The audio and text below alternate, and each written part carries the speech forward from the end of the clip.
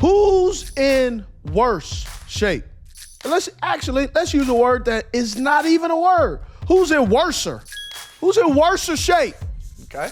The Dallas Cowboys or the New York Giants? They're both playing the wrong quarterback right now. I don't know why you're not playing Drew Lock in New York when he's been the backup all year. Ooh, I know why. And I don't know why you're not playing Trey Lance. Oh, I know why they not playing Trey Lance too. I think it's pretty telling now, but there were some people going, why don't we see what we have in Trey Lance? So it must not be what they're seeing on the practice field on a daily basis, in the meeting room on a daily basis, then they're not going to put him out on the field. But to me, you could play the other guy in both situations, and it makes Drew Lock is not. I don't believe they're going to play Drew Lock until they have to. Not spoken to anyone there. This is just my feeling. There's some money involved if Drew Lock plays, and I think the way Daniel Jones' situation has unfolded, I believe they're on the books for something. How much, I don't know, and I don't care because I don't worry about other folk money. $23 million in September. If he can't pass a physical in September, it's $23 million guaranteed. If he can't pass a physical in March, I think it was $11 guaranteed. Obviously, he's been released, but those were the reasons. This may come off as a shot. I'm ready. But I got to say it. The pizza man, Tommy DeVito, get him out of there, bro. I'm sorry. I don't think he can play. I think the whole shtick for me, I think he's done. When he first started last year, like any other backup quarterback, they didn't have a lot of film on him. They didn't know how to confuse him. He has zero pocket presence. It's great. He's gonna, he's not gonna do all of that stuff, He's not. When you come to the Godfather, you gotta come correct. You just can't come and talk to him. You ain't the Godfather, boy. He can't play. He's a guy that got lucky and played a few good games. Mm-hmm. You ain't it, man. I'm curious if this is pandering to a franchise, pandering to a fan base going, let's see if we can kind of just, this is the hokey story, and John Mayer's going, maybe the story is cute, it's over. Move on. I've watched them in practice and in training camp. I watched him in walkthrough when I was up there shooting my most interesting job show. He's throwing the ball 900 miles per hour, 5 yards away.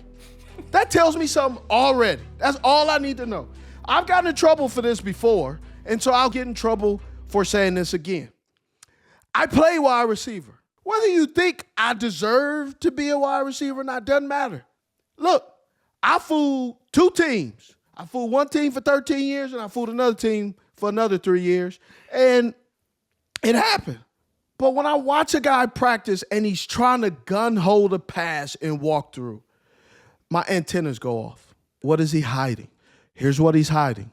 He's hiding the ability to anticipate the throw. So he's trying to compensate with the arm strength.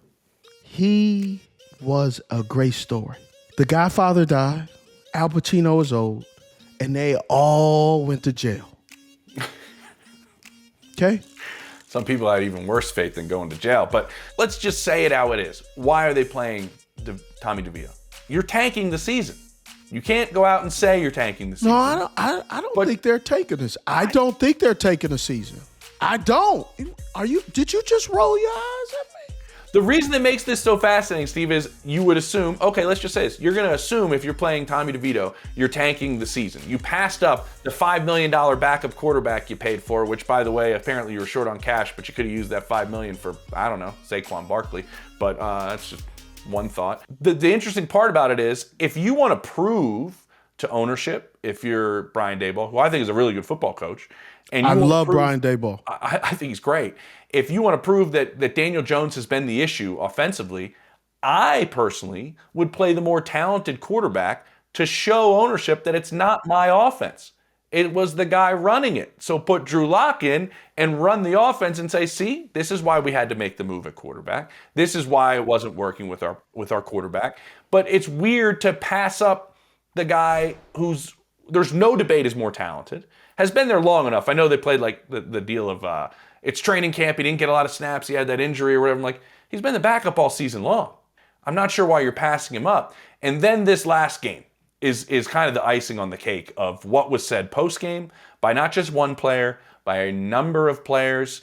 It seems like you pulled this trigger to part ways with Daniel Jones really early. There's a lot of season left that you got to hold that locker room together. And the point that I want to make is the Giants, in some capacities, are the Denver Broncos from a season ago.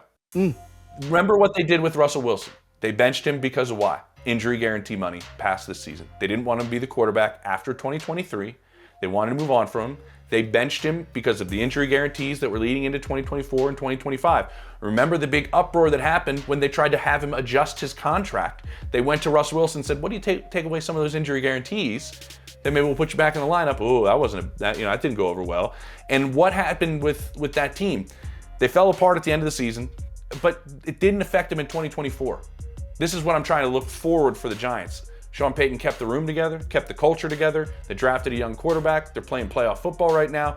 What they did is essentially what the Giants are doing now. They did it last year, and it didn't affect them. I don't think the Giants are going to have the same outcome. So you think they're not playing Drew Lock to not pay him? No. Is that what I heard? Drew Lock's getting his money no matter what. I think you're getting a higher draft pick if you're playing Tommy DeVito. Oh, because he ain't very good. Is that what you're saying? Yes. Gotcha. Okay. Right now they have the number one. Right now, if the draft was today, they would have the number one pick in the NFL draft. Well, here's another thought I had. Mm-hmm. Generally, right now, when you are this bad this early, you got to go down your depth chart and see who will be on your team and who will not be on your team. Because next year you're gonna get that opportunity, but that opportunity is if you don't show up, like a Dennis Allen or some of these other guys, you're going to get fired. So now they're going down the roster. Okay, well, our third string nickel or this guy, can he play? You got to get him out there to see. Because here's something that I have never said publicly until now. Oh, I like this. You know, sometimes I'll talk to teams and somebody will say, well, Steve, he was balling against our corners. And I say, of course he was. He goes, what do you mean? Of course he was. Your corners suck too. The team y'all played, all those wide receivers was mossing your corners. He should be mossing you too. That's not a very good analogy. It's like, yeah, he's playing well against your corners because everybody else is playing well against your corners. He's just following suit. 100%. I always love traveling around to camp because if you're talking to guys at one camp and all the beat reporters have been at that camp every single day and they're going, I don't know, man, team's not that bad. Then I leave and I go to another camp the next day. I go, no, that team's bad. The team's not very good. You see a completely different training camp the next day and you go, no, that team's not very good. But you get skewed because that's all you're watching every day is that same group. But the reason I said this last week has changed my mind because they went in different directions, the Cowboys and the Giants this past week. You saw a fight in the fourth quarter from Dallas. Yeah, you did. Against Washington. And you saw them going out there and trying to make plays. And there's a difference between these two. One has a quarterback and one does not have a quarterback. Yes, that is correct. I mean, I know Dak is hurt, but Dak was second in the MVP voting a season ago. You have a wide receiver that is the best player on your team and many believe is a top 5 wide receiver in football. You have a pass rusher in Micah Parsons, who many believe is one of the best pass rushers in football. The problem with Dallas is they have no middle class to their roster. And those are the guys that win you games. Like you have those 3 players, it's like in Cincinnati. Cincinnati heading into week 13, they have a bye. So heading into week 13, they had the number 1 passer, the number 1 receiver, and the leader in sacks. And Joe Burrow, Jamar Chase, and Trey Hendrickson. And they have 4 wins. So you need more to your team than just that. Yeah. And that's why I want to propose this. You can't pay everybody in Dallas. You already paid CD. You already paid Dak. Micah Parsons would draw a lot of draft picks if you want to rebuild your roster. To show their thanks, Underdog is stuffing the lobby with promos during their feast week. We're talking profit boost, discounts, gimme picks, and so much more. And if you bring your friends to the table during their Refer a Friend event, well, you'll both be eating on Underdog. Sign up with promo code UD89 and enjoy this bountiful feast. So are you telling me that Micah Parsons is maybe on a moving train? I think where Dallas is right now, I think it needs to be considered. Midnight train to Georgia. I know you don't like to let rare talents out of your building ever, specifically at premier positions, which he plays a premier position. So I do have a question before you go there. Is Micah Parsons actually the game record that everybody thinks he is? I'm a little bit, I'm shilly-shally on him. I think he's a rare talent. I think he can do things that very few people on the planet can do on a football field. Rare talent is not an answer. Rare talent, there's a lot of rare talent in the league. Is Michael Parsons worth $100 million or $200 million contract, which means that he's your defense? Yeah. But if you make moves like that, you got to draft really, really well. And you got to surround players. And the other thing you need, and I know this in Dallas, and this isn't a knock on Mike Zimmer, it is, we miss Dan Quinn. And Dan Quinn understood how to use a rare talent like Micah Parsons really, really well. Yeah. And when we talk about, in other segments we do, Steve, where we're talking about fit matters so much, whether it's Bo Nix with Sean Payton or it's Tua Tagovailoa with Mike McDaniel, and what situation you're in from the coaching staff that can accentuate your strengths, I don't know if Micah fits that in every single situation he's in. He doesn't. I'm telling you, he doesn't. Michael Parsons is athletically gifted. Unbelievably. But he is not an anchor to your defense if you're requiring him to be stationary stand, fit the runs, impact on the pass, right? Sometimes I've heard this, and I don't think it's the case. They talk about today's athlete. They're bigger, faster, stronger. They're not. Not all of them. They're really not. Michael Parsons does not hold a candle to Javon the Freak Curse. Who does? Michael Parsons is not on the same level as a 310, 6'6" Julius Peppers. I think Michael Parsons is fantastic, but I don't think he's not Bruce Smith. I just don't see him showing up in the football game every single play in the way that when we talk about the mythical creatures of the defensive line that we've seen over the years, I just don't see it. Now, can he be? Absolutely. But I don't see it in Dallas in the way we talk about him and the hall pass we give him. So that's why I brought it up, because they were 12-5 a season ago, and they decided to run it back with what? Almost the exact same roster. And it has not gone well. So you need to reevaluate your roster. And is this an aspect to where you can make a decision and it changes the course of your franchise?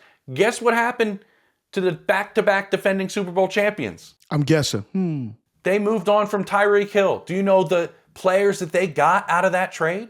Rashee Rice. It's a they ton rebuilt of their offensive line. Rashee Rice, they turned that into 5-6 starters, and starters that they're going to give second contracts to, through draft picks. So these are the questions you have to ask yourself as a franchise. As we mentioned, who's in worser shape? And so when I look at the Giants to the Cowboys do have their quarterback. Giants don't have a quarterback. It's a quarterback league, but there's a core in New York that is a good group of players. Andrew Thomas. Sexy Dexy. Malik Nabers. Sexy Dexy. You got Brian Burns. Sexy Dexy. You got a great D-line. You got players. You have you do. You have a core. And so it doesn't seem like they're going to move on from Brian Daboll and company, but that could change over the last several weeks if you keep having comments from your players post-game like they did this past week. They were hot. They were hot. My man Malik was hot as fish grease. He's got number one wide receiver post-game press conference already down as a rookie. Whoo, that boy smacking that gum. You got to talk to Daboll.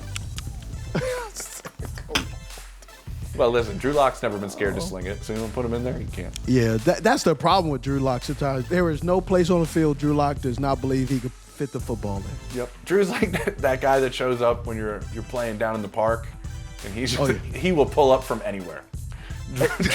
Drew will pull up from anywhere. Donk. Yeah. Steve, the Cowboys need players. The Giants need a quarterback. Yes.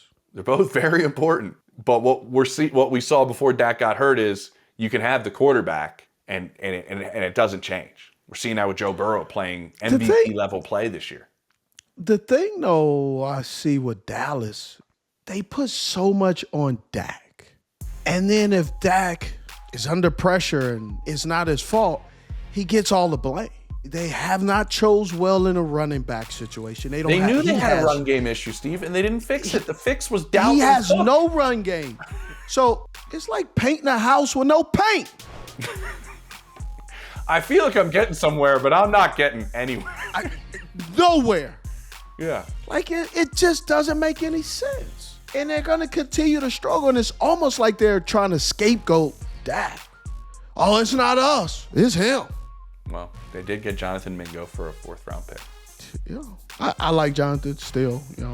I do too, Steve. But the enough conversations I had around the league was what is happening. This was the worst trade of the trade deadline. Nothing against for a team that needed help. Other places. Yes. And so the point I'm bringing up with Micah, this roster needs a lot of help, and they need a rebuild, and they're probably going to get one via their coaching staff. And how do you find ways to rebuild it? Capital. And whatever way you want to say that is, you need it to rebuild your roster. Yeah, it's true. Hopefully they'll figure it out. T's and P's, baby. Thoughts and prayers. Hey, praying for you.